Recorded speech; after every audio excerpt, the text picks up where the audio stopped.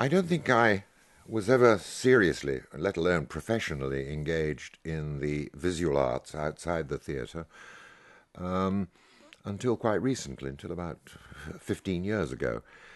I had taken a lot of photographs in a completely amateur way, and over the years I looked back at this album, this vast series of albums of photographs which I had taken since the 1960s, and was struck by the way in which they all shared a peculiar sort of abstraction. That they weren't anywhere in particular. They were not memorable scenes. For me, they were memorable configurations of an abstract sort taken from scenes.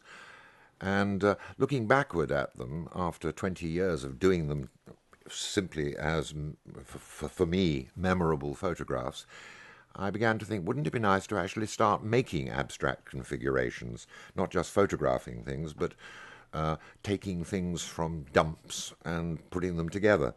I'd always been a devotee of some of the assemblages and collages done by people like Kurt Schwitters earlier in the 20th century, and I began looking around for bits and pieces of posters and dirty paper and lumps of old wood, and began assembling them and thinking, well, this is rather nice. I like doing this.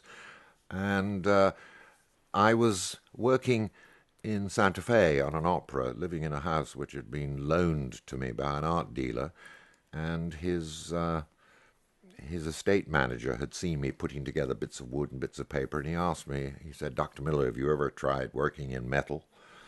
And I said, no, I don't know how to weld. And he assured me that if I could light a cigarette without burning my nose, I would know how to weld.